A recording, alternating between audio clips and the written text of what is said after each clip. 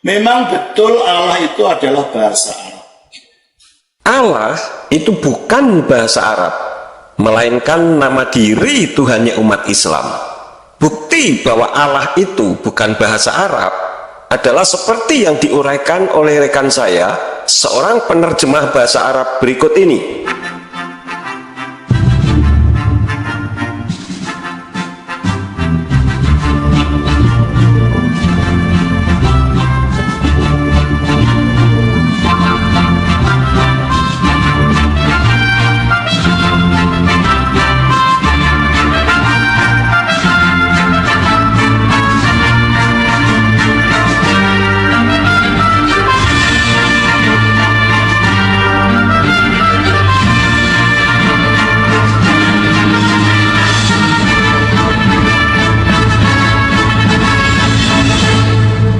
Allah itu bukan sebutan atau dari al-ilah. Kenapa? Karena satu, Allah itu nama Tuhannya umat Islam. Contoh, ketika orang Islam di Arab sembahyang, mereka mengucapkan Allahu Akbar. Begitu juga dengan orang Islam yang ada di Amerika, mereka tetap mengucapkan Allahu Akbar, bukan God Akbar. Kedua, Allah itu bukan dari al-ilah dengan menghilangkan alif seperti yang dijelaskan para dosen Islamologi, sehingga tinggallah. Kalau begitu maka artinya akan berubah, bukan Tuhan atau dewa lagi, tetapi li syakhsin atau baginya laki-laki. Ketiga, ilah itu sudah satu paket kosakata yang tidak bisa dipenggal karena dia kata benda bukan kata kerja. Keempat, ilah bisa dimasukkan alif lam karena ilah adalah gelar atau sebutan, sedangkan Allah tidak bisa karena dia adalah nama pribadi. Contoh, ustazun atau guru laki-laki bisa dimasukkan dengan alif lam sehingga menjadi al-ustazu. Tetapi Fatimah tidak bisa ditulis menjadi al-Fatimah karena Fatimah itu adalah nama pribadi. 5. Ilah atau al-ilah ada musannanya, yaitu ilahani, artinya dua Tuhan atau dua dewa. Sedangkan Allah tidak ada musannanya atau tasnianya. Kalau ada, artinya bukan Allah lagi, tetapi menjadi Allahani. Ini menggantikan nama sesembahannya umat Islam. Contoh, Fatimah, kalau dimusanakan menjadi Fatimatani, maka nama Fatimah itu akan berubah, bukan Fatimah lagi, tetapi adalah Tante Fatimatani. 6. Ilah atau al-ilah bisa diterjemahkan menjadi dewa atau sesuatu yang disembah, sedangkan Allah tidak bisa diterjemahkan ke dalam bahasa apapun karena dia adalah nama pribadi. Anda bisa melihat dalam Kamus Indonesia Arab Inggris karangan Abdu bin Nuh dan Umar Bakri halaman 76.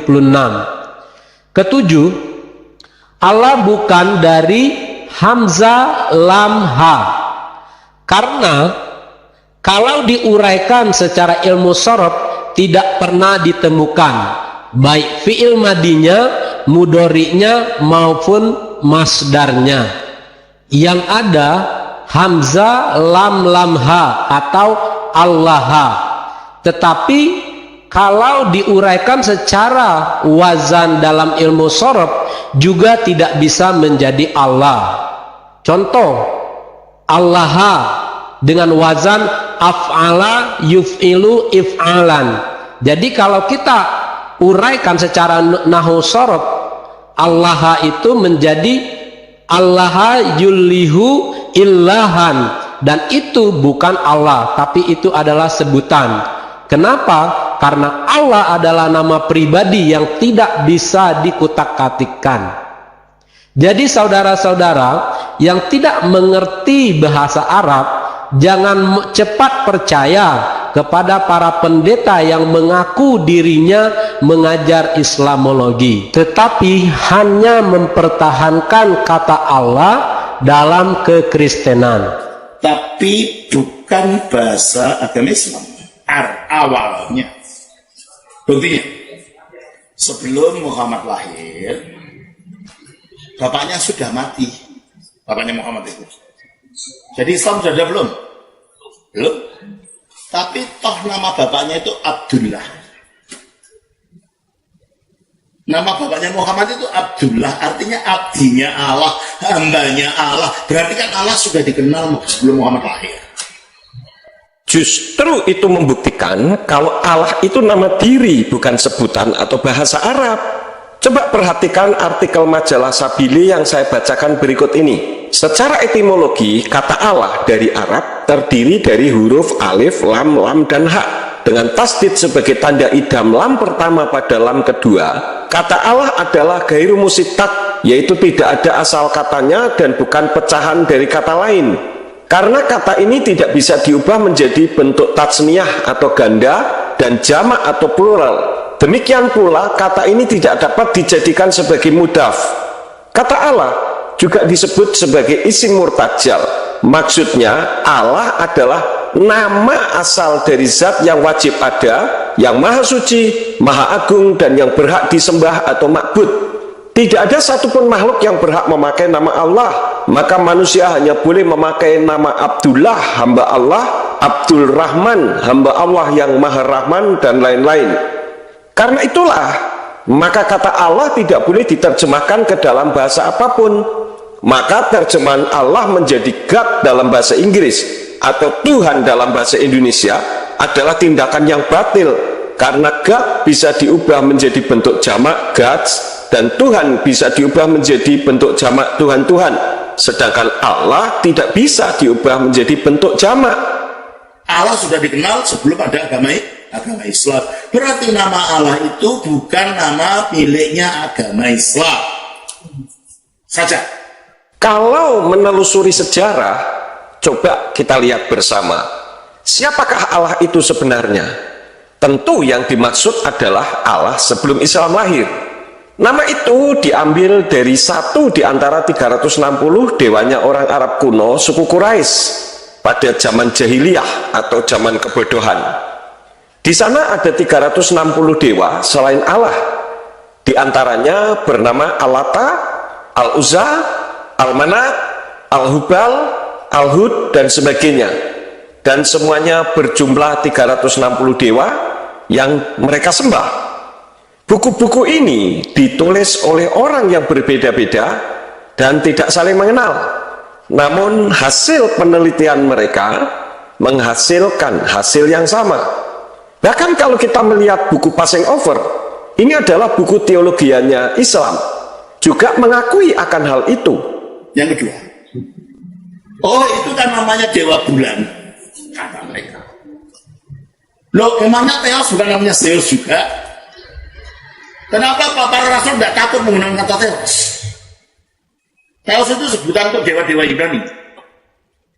Kenapa para rasul menggunakan Theos untuk menyebut Elohim? Mengapa tidak mempertahankan Elohim? Kenapa takut? Theos itu sebutan sama seperti guru, hakim, presiden, Elohim, El, dan sebagainya yang bisa untuk menyebut siapa saja.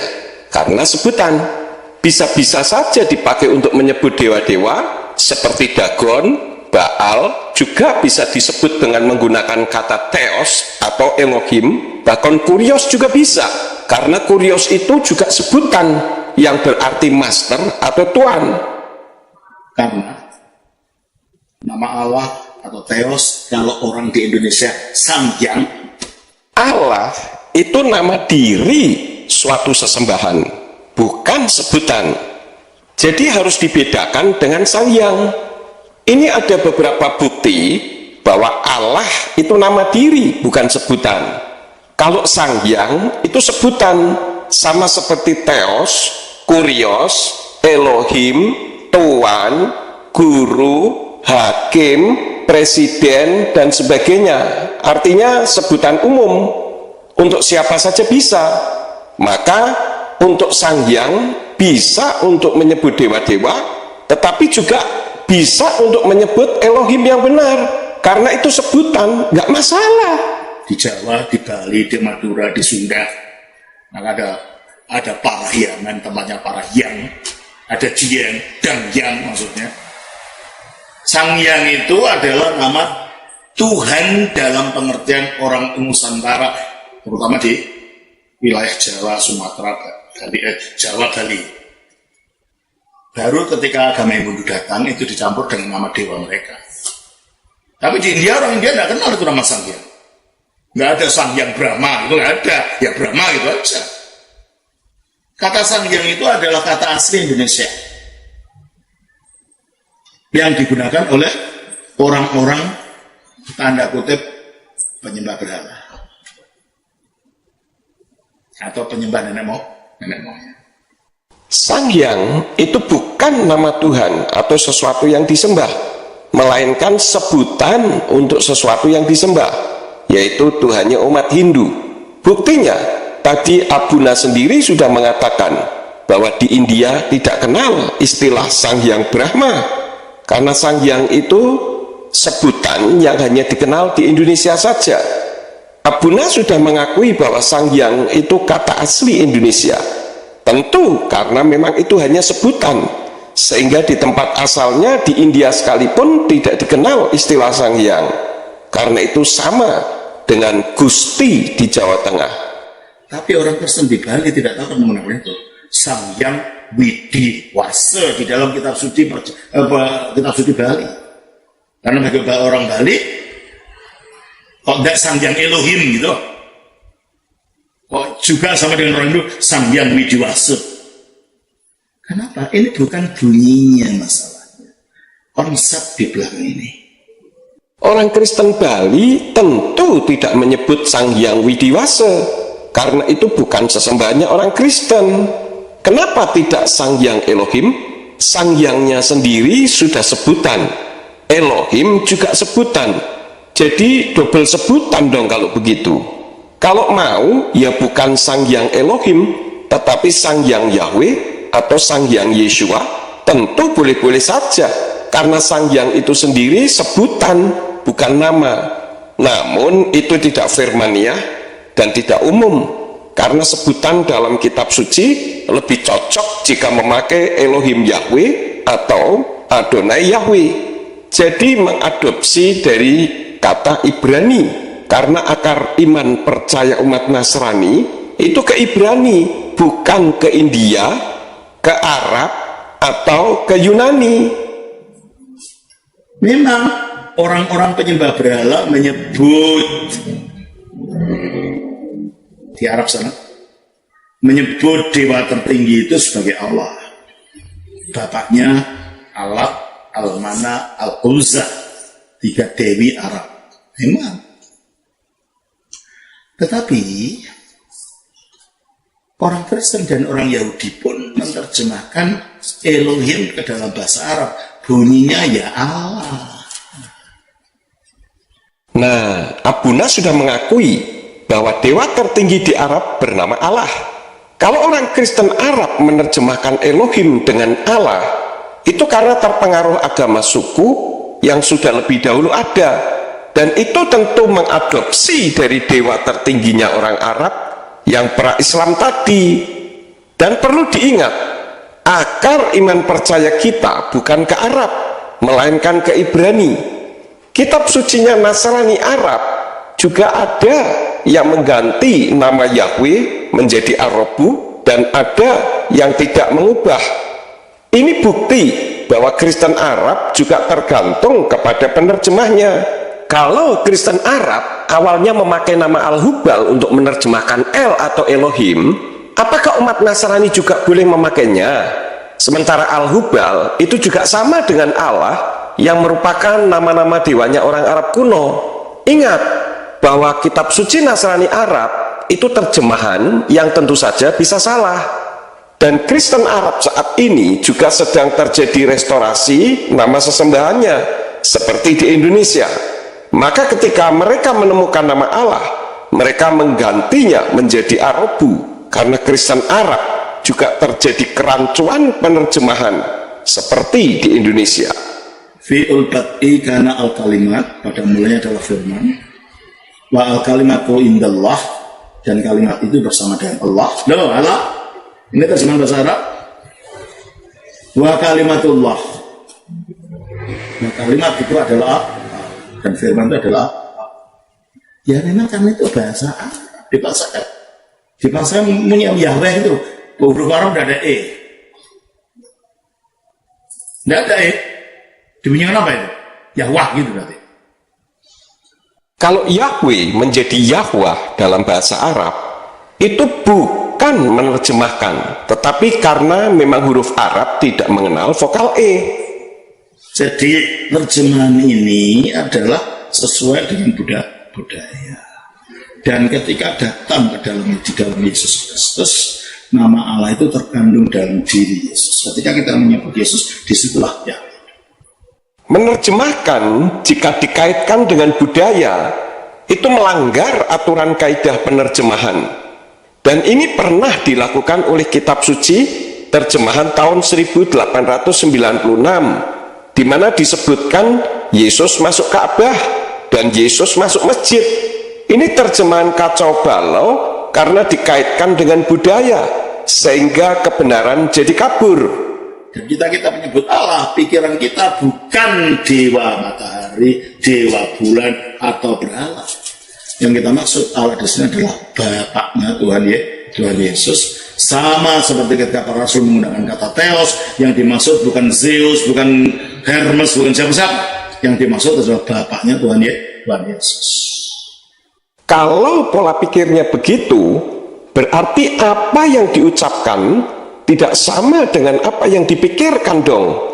Bagaimana jika saya memanggil Semar, tetapi yang ada di dalam pikiran saya, yang saya maksud adalah Yeshua, yang selama ini dikenal di Indonesia dengan nama Yesus? Apakah bisa? Kan Tuhan tahu isi hati. Seharusnya bukan begitu, tetapi katakanlah ya jika ya, dan tidak jika tidak. Selebihnya berasal dari si jahat. Umat Nasrani punya Tuhan sendiri. Kenapa harus menyebut-nyebut nama sesembahan lain? Apalagi kitab suci melarang menyebut nama sesembahan lain. Keluaran 23 ayat yang ke-13 mengatakan, Ufqal asyar amarti alaihem tisamru wesem Elohim akhirim lo taskiru lo yisama alpika, yang artinya, dalam segala hal yang kufirmankan kepadamu, haruslah kamu berawas-awas. Nama sesembahan lain jangan kamu panggil, jangan nama itu kedengaran dari mulutmu.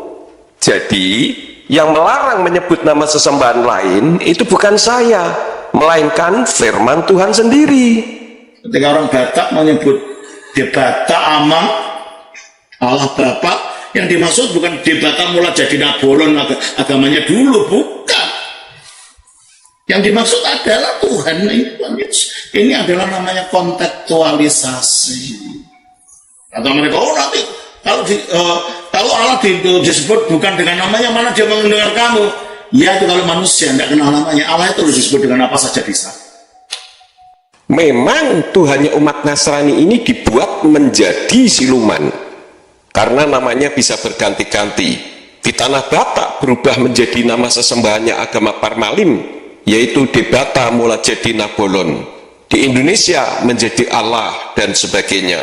Sehingga nama pencipta langit dan bumi yang sesungguhnya jadi kabur, bahkan tidak dikenal. Seperti orang Yahudi yang lebih taat kepada Talmud daripada taat kepada firman, maka mengganti nama Yahweh menjadi Hashem dan Adonai, sehingga pernah terjadi satu generasi tidak mengenal Yahweh. Baca di dalam Hakim-Hakim 2 ayat yang ke-10 sampai yang ke-11. Sehingga yang disembah selalu sesembahan lain. Belajarlah dari umat Islam yang konsekuen, di mana nama sesembahannya dan nama nabinya dimanapun di dunia ini tidak berubah. Allah Maha Tahu, masa disebut dengan orang-orang umat yang menyebut dengan nama apa, dia nggak tahu. Ya kalau kita, ada orang menyebut saya apa, ya saya nggak ngerti, kan bukan nama saya, karena saya manusia. Pengetahuan saya terbatas. Allah tahu hati manusia. Dia menyebut nama apa saja, dia akan dengar. Bagi saya, Allah tidak maha tahu. Yang maha tahu itu Tuhan. Yahweh memang maha tahu. Kalau tidak maha tahu, berarti dia bukan Tuhan. Tetapi kenapa manusia jadi mengatur Tuhan? Seharusnya pernyataannya bukan Tuhan itu maha tahu, mau dipanggil apa saja dia tahu. Tetapi kitanya yang seharusnya cari tahu bagaimana isi hati Tuhan jika namanya diganti-ganti. Nah, firman Tuhan sudah memperingatkan dengan keras kepada umatnya agar kita jangan mengganti, karena bisa menyebabkan umatnya tidak mengenal namanya lagi. Menyebut dengan sembarangan saja dilarang, apalagi mengganti dengan sembarangan. Keluaran pasal 20 ayat yang ke-7 katakan, Lo tisa etsem Yahweh Elohika lasawe, kilo yenake Yahweh et aser yisa etsmo lasawe. Yang artinya, jangan menyebut nama Yahweh Elohimu untuk kesia-siaan, karena Yahweh tidak akan membebaskan orang yang menyebut namanya dalam kesia-siaan. Keluaran 23 ayat 13 katakan, Ufkal asyar amarti alaihem tisameru wesyem Elohim akhirim lo taskiru lo yisama alpika, yang artinya, dan dalam segala hal yang telah kufirmankan kepadamu, haruslah kamu waspada. Juga nama sesembahan-sesembahan lain jangan kamu sebut-sebut, itu jangan terdengar dari mulutmu. Sebagaimana kita ketahui bahwa Allah itu nama sesembahannya umat Islam, jadi kembalikan saja dengan hormat kepada yang berhak. Kalau isi hatinya Yahweh, kenapa keluarnya Allah? Bukankah kitab suci mengajarkan untuk mengatakan ya jika ya dan tidak jika tidak? Seperti yang tertulis dalam kitab Matius atau Matius 5 ayat yang ke-37, dan di dalam kitab Matius atau Matius 15 ayat yang ke-18 katakan bahwa apa yang keluar dari mulut berasal dari hati. Isi hati Anda apa? Yahweh di dalam nama Yeshua HaMashiach dan Ruach HaKodes atau Allah? Jika alasannya Tuhan tahu isi hati kita, seharusnya Tuhan tidak perlu mengeluarkan peraturan, dan kita tidak usah beribadah kemanapun, tidak masalah. Atau kita ibadah ke tempat ibadah siapa saja, tidak masalah. Toh Tuhan tahu isi hati kita. Nama Allah bisa masuk dalam kitab suci Nasrani karena hasil terjemahan Abdullah bin Abdul Qadir Munshi yang notabene umat Islam. Jadi sekarang kitalah yang wajib meluruskannya. Oleh karena itu, mempermasalahkan nama Yahweh itu kehilangan poinnya. Abuna jangan berpikir manusia yang mempermasalahkan nama Yahweh. Justru Yahweh lah yang mempermasalahkan namanya agar tidak dilupakan orang. Apakah berarti Tuhan kehilangan poinnya? Justru dia menghendaki namanya disebut. Mazmur 105 ayat 1, 1 Tawarin 16 ayat yang ke-8 berbunyi, Hodullah Yahweh kir'u fismo hodiyo fa'amim alilotai. Bersyukurlah kepada Yahweh, panggillah namanya, bukan panggillah sebutannya. Beritahukanlah perbuatan-perbuatannya di antara bangsa-bangsa. Kenapa Yahweh menghendaki namanya disebut? Karena ayat yang ke-26 katakan, Kikal Elohi ha'amim elilim wa Yahweh syamayim asa. Sebab semua sesembahan bangsa-bangsa adalah berhala, tetapi Yahweh lah yang telah menjadikan langit. Sejauh yang dimaksud dia adalah Bapaknya Tuhan Yesus, pencipta langit dan bumi, yang memiliki firman kekal dan roh kekal dalam dirinya, yang mengutus anaknya turun ke dunia, mati disalib dan bangkit lagi pada hari ketiga naik ke surga bagi keselamatan manusia. Itulah yang kita maksud. Sebutlah dia Allah, sebutlah dia Debata, sebutlah dia Sang Yang Widiwasa, sebutlah dia Sangti, sebutlah dia apa saja. Kalau yang dimaksud adalah pencipta langit dan bumi satu-satunya, Bapak dari Tuhan Yesus Kristus yang turun ke bumi jadi manusia, mati disalibkan dan bangkit dari kematian dan naik ke surga bagi keselamatan manusia. Apapun itu sebutannya, dialah. Kalau seperti ini cara berpikirnya, itu sama saja dengan mengatur Tuhan. Kalau begitu, kenapa Tuhan menghendaki namanya disebut? Kenapa Tuhan memberi peraturan ini dan itu agar namanya tidak dilupakan orang? Seharusnya Tuhan tidak perlu memberi peraturan apapun. Yang penting Tuhan tahu apa yang dimaksud. Kalau begitu cukup di rumah saja, tidak usah ke gereja. Kan Tuhan tahu isi hati kita. Nggak bisa dong Tuhan jadi disuruh nurut manusia. Tetapi biarpun kita sebut Elohim, Yahweh dan lain-lain, tapi kalau dia bukan Tritunggal, dia bukan Bapaknya Tuhan Yesus, dia bukan yang mengirim Tuhan Yesus jadi manusia, mati disalib dan bangkit lagi dari kematian, itu bukan, biar bunyi namanya Elohim, biar bunyi namanya Yahweh. Kalau sudah memanggil namanya dengan benar, sesuai dengan kehendak isi hati Tuhan, tentu arahnya kepada pribadi yang benar dong, Abuna. Kita datang kepada inti, kepada esensi, bukan pada bunyi. Sebab Allah itu mengatasi bunyi dan mengatasi namanya sendiri. Dan pada akhirnya hakikatnya Allah itu tidak bernama. Kita datang kepada esensi dan bukan kepada bunyi. Namun, jika memanggil namanya saja sudah beda pribadi, bagaimana esensinya bisa benar? Dan kalau Tuhan sendiri yang membatasi dirinya dalam sebuah nama, kenapa kita justru menilai Tuhan tidak bernama? Berarti Tuhan menyatakan namanya salah dong. Nama itu hanya untuk mengikat perjanjian antara Allah dengan bangsa pilihannya Israel, dan bangsa pilihannya yang baru adalah kita. Dan nama ikatan perjanjian itu bukan Yahweh, tetapi Yesus Kristus. Apa kita bangsa pilihan? Oh iya. 1 Petrus 2:9. Tetapi kamulah bangsa yang terpilih. Kamulah, siapa ini? Kita orang Kristen, orang percaya ya. Kamulah bangsa terpilih, terus Imamat yang rajani. Imamat yang rajani. Bangsa yang kudus. Bangsa yang kudus. Umat kepunyaan Allah. Punya Allah. Berarti kalau itu bangsa terpilih sekarang siapa? Orang yang beriman kepada Yesus. Dan orang beriman kepada Yesus itu bukan keluar dari Mesir melalui laut Teberau, tapi keluar dari kegelapan menuju terang yang ajaib melalui kebangkitan Yesus. Nama itu bukan hanya untuk mengikat perjanjian saja, melainkan juga agar manusia bisa mengidentifikasi dirinya dengan siapa ikatan perjanjian itu terjadi. Dan antara Yeshua dengan Yahweh ini tidak bisa dipisah-pisahkan, karena Yeshua itu Yahweh sendiri yang turun ke bumi dalam wujud manusia untuk menyelamatkan manusia, supaya siapa yang percaya kepadanya tidak binasa, melainkan beroleh hidup kekal sampai selama-lamanya. Saudara, jangan Injil itu dibelok-belokkan, kembalilah pada kemurniannya. Kemurniannya itu di dalam Yesus Kristus.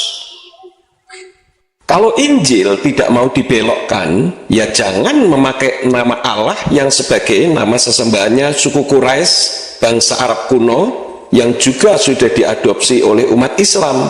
Kembali saja kepada firman kita sendiri. Orang Yahudi tidak pernah menyembah sesembahan bernama Allah. Ini baru lurus. Ini kita berteologi ini tidak ada kerjaan loh ini. Muter-muter ke Yahweh yang apaan? Bukan Yahweh yang mati disalib, kalau itu jadi penting. Yang mati disalib demi keselamatan kita bukan nama Yahweh, tapi nama Yesus Kristus. Berteologi kok tidak ada kerjaan, itu bagaimana sih Abuna? Kalau tidur baru tidak ada kerjaan. Antara Yahweh dengan Yeshua itu tidak bisa dipisah-pisahkan. Yeshua tidak akan turun ke bumi dan tidak akan mati disalib jika tidak ada Yahweh. Ingat itu. Yeshua sendiri mengatakan bahwa dirinya itu Yahweh. Dalam kitab Yohanan atau Yohanes pasal 8 ayat yang ke-24 mengatakan, laken amarti laken ki tamutu fakato tekem ki imlo ta'aminu fi ki anihu tamutu fakato tekem, yang artinya, oleh karena itu aku berkata kepadamu bahwa kamu akan mati dalam dosa-dosamu, sebab jika kamu tidak percaya bahwa akulah dia, yaitu Yahweh, maka kamu akan mati dalam dosa-dosamu.